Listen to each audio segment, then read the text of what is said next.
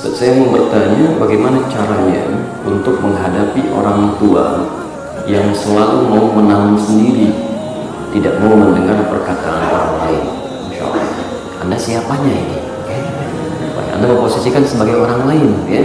Sementara di awal Anda menyebut orang tua. Baik. Berarti ada masalah serius dengan Anda di sini.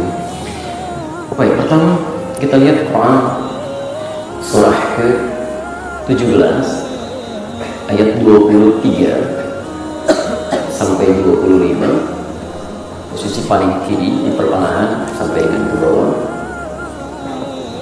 Selanjutnya Quran surah ke-31 Luqman ayat 14 sampai dengan ayat 15, posisi paling kiri sebelah atas pojok.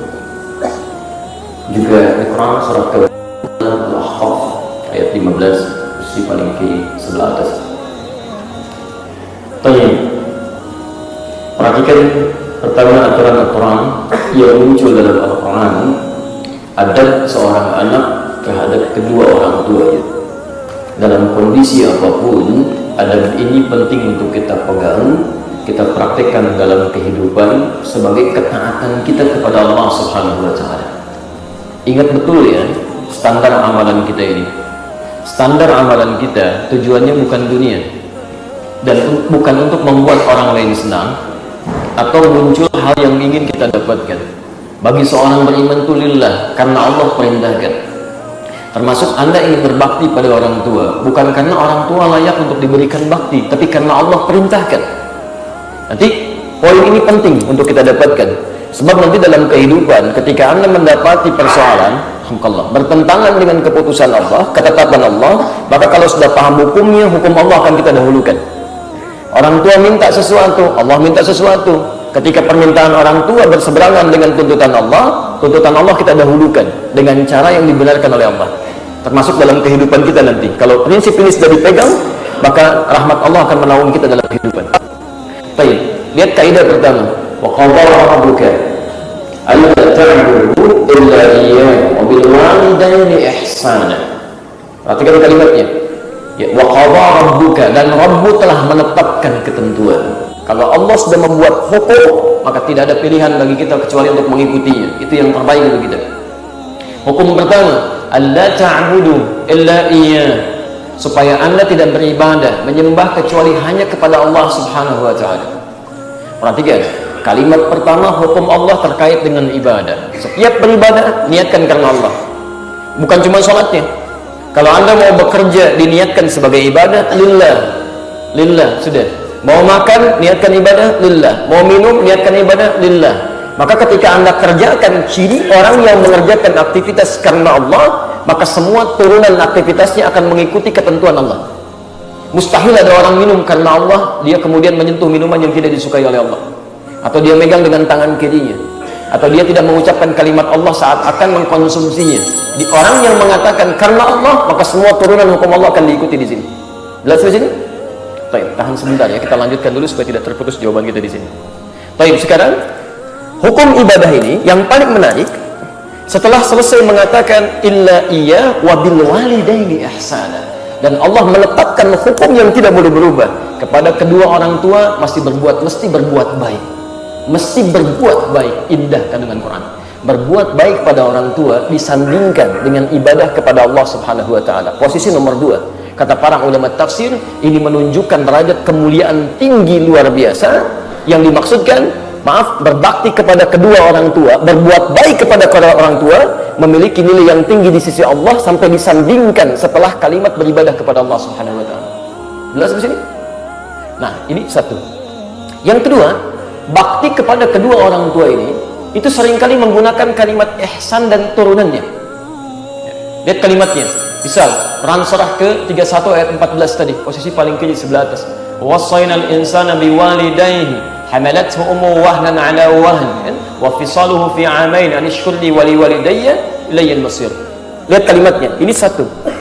Ada kalimat yang mirip dengan ayat ini, itu di Al-Ahqaf ayat ke-15, menggunakan kata ihsan lagi. Ya, dan turunannya, wassaynal insana biwalidayhi ihsan. Menggunakan kata ihsan. Ada yang menggunakan kata husna, turunan dari ihsan. Nanti diturunkan bagaimana cara berihsan ini, ditafsir nanti di Quran surah ke-31 ayat 14 tadi. Ya. Sekarang perhatikan, tidak disebutkan kalimat ihsan. Pertama, kecuali menunjuk pada semua kebaikan yang merasa disaksikan oleh Allah. Saya ulang ya, tidak disebutkan kalimat ihsan dalam istilah fikih kecuali menunjuk pada kebaikan yang merasa disaksikan oleh Allah. Dalilnya ada di hadis Muslim nomor hadis ke-8. Ya, hadis Muslim jilid yang pertama, bab muqaddimah, nomor hadisnya yang ke-8, posisinya paling kiri sebelah atas, riwayatnya dari Umar bin Khattab radhiyallahu taala anhu. Warna kitabnya biru dongker, cetakannya Darul Hadis, cetakan tahun 2002. Kalau tidak ditemukan di sini, di Al-Arba'in ya. Ini yang paling gampang, cuma 42 hadis. Posisi hadis nomor kedua, paling kanan sebelah atas, ada terjemahannya. Kalau belum punya juga, dengarkan aja, saya bacakan sekarang. Perhatikan kalimatnya. Ini sampai Jibril turun bertanya pada Rasulullah, mal ihsan, apa itu ihsan? Tadi Allah sampaikan berbakti pada orang tua mesti dengan ihsan. Sekarang ditafsir apa itu ihsan. Al-ihsanu kata Nabi, ihsan itu an ta'budallaha ka'annaka tarahu fa in lam takun tarahu fa innahu yaraka. Engkau menjadikan aktivitasmu sebagai ibadah karena Allah. Di pertama rumus ihsan itu melakukan sesuatu karena Allah. Jadi begitu Anda akan berbakti pada orang tua, bukan karena baktinya tapi Allah memerintahkan. Dan rasakan ketika Anda akan mengerjakan itu, awas, lihat. Fa innahu yaraka, rasakan Allah sedang mengamati kita. Dilihat, disaksikan oleh Allah. Jadi ketika Anda akan minum misalnya, Anda akan minum, rasakan Allah melihat, memperhatikan kita minum. Maka orang yang merasa diperhatikan oleh Allah, dia akan berusaha semaksimal mungkin sesuai dengan ketentuan Allah. Cara minumnya, cara duduknya, bismillahnya, dengan segalanya. Maka bagaimana dengan orang yang ketika akan berbuat baik kepada kedua orang tua, dia menjadikan itu bagian dari ibadah ketaatan kepada Allah plus merasa disaksikan oleh Allah Subhanahu wa taala. Kata Allah, fala taqul lahum uff. Ya, dalam keadaan yang tidak menyenangkan pun hindarkan hal-hal yang buruk, sampai mengatakan hindarkan. Di sekalipun ada sesuatu yang kurang menyenangkan diterima dari orang tua, ada pertamanya sabar dulu, dengarkan keluh kesahnya. Sabar dulu, dengarkan. Jangan sampai kemudian keluar hal-hal yang tidak menyenangkan sampai berkata pun jangan lakukan. Tahan dulu. Tahan. Ini ilmu yang pertama diturunkan oleh Allah lewat Al-Quran. Jadi ketika Anda akan melakukan sesuatu tidak menyenangkan, rasakan Allah sedang melihat Anda. Ini saya perintahkan, kamu tidak taat pada saya ya. Itu kalau kalimat ihsan kita ingin hadirkan ya. Kalau kita katakan, ya Allah kenapa? Kalau kamu masih bertanya, ditafsir di Quran surah 31 ayat ke-14 ya. Wa wassaynal insana biwalidayhi, kami wasiatkan pada setiap manusia berbuat baik pada kedua orang tuanya. Kalau kamu merasa tidak nyaman dengan sikap orang tua, hamalathu ummuh, coba bandingkan dengan bagaimana orang tua pun bersabar saat mengandung kamu. Lihat kalimatnya, ada perbandingan di situ. Wahnan ala wahn, sulitnya luar biasa. Bahkan ditafsir nanti wahnan ala wahn itu, wahnan ala wahn di Quran surah ke-7 ayat 189 ya. Falamma athqalat, maka tatkala kandungan semakin berat, miring kanan susah, kiri susah ya, dijaga dengan baik. 9 bulan di bawah-bawah tuh, nggak mau ditinggalin Pak, nggak ditinggalin tuh, tidur di bawah, masya Allah, ke pasar di bawah ya, ngantar anak di bawah, nggak ditinggalin. Nggak ada ceritanya orang mengandung, mama simpan dulu ya, mama pergi dulu, nggak ada. Di bawah terus 9 bulan. Ibu Anda bersabar pada Anda 9 bulan. Masa Anda nggak bisa bersabar dalam 9 menit? Allah menyaksikan itu. Itu dibalikan situasinya. Ya, barangkali ada situasi-situasi yang Allah titipkan pahala kepada anak. Ini pahala Anda ada di sini. Dulu orang tua sabar, sekarang kamu mesti lebih daripada itu. Maksimalkan. Maka pertama kali ketika menemukan hal yang seperti tadi, pertama bersabar dulu. Ya, coba dengarkan dulu apa keluh kesah yang disampaikan. Setelah itu bagaimana caranya? Mulai dengan hikmah. Quran surah ke-16 ayat 125 ya. Ud'u ila sabili rabbika bil hikmah. Ajak siapapun, termasuk orang tua yang belum memahami ketentuan Allah, ajak ke jalan Allah dengan hikmah. Cara yang bijak. Di antara cara yang bijak tadi ditafsir di Quran surah 31 tadi ayat 15, posisi paling kiri sebelah atasnya.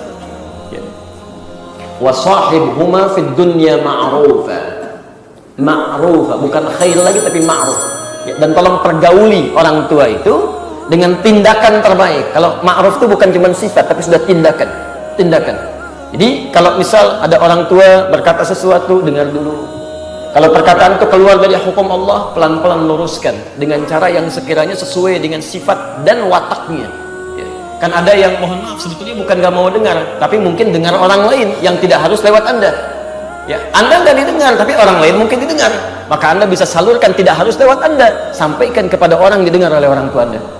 Bisa lewat paman, bisa lewat misalnya uak, kalau dalam istilah orang Sunda itu kakaknya ibu atau kakaknya bapak, sampaikan.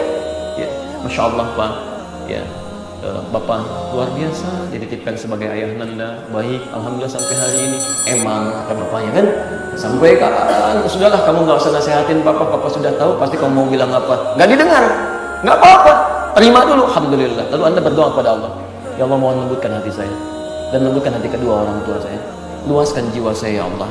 Kemudian Anda mohonkan, ya Allah kau titipkan ayah saya sebagai ayah bagi saya, mohon jangan pisahkan kami di akhirat nanti ya Allah, satukan dalam kebaikan. Minta setelah tahajud, mohon dengan baik, bacain Quran, setelah itu berdoa lagi. Lalu Anda coba cara dengan cara yang berbeda. Ya, mulai kemudian dengan orang yang didengar oleh beliau, mungkin lewat ustadznya, mungkin lewat paman dan sebagainya, sampaikan. Dari situ akan lebih mudah didengar, pelan-pelan, dan isi dengan berdoa kepada Allah Subhanahu Wa Taala. Insya Allah akan terjadi perubahan. Jelas sampai sini? Baik. Ya. Dan tolong jangan selalu berpikir yang tidak baik. Yakinkan dulu insya Allah, dan di situ ada ladang pahala. Kadang-kadang mencari pahala itu ya tidak jauh, banyak di rumah itu. Cuman uniknya ketika diberikan tidak mau diambil. Itu poinnya. Ya.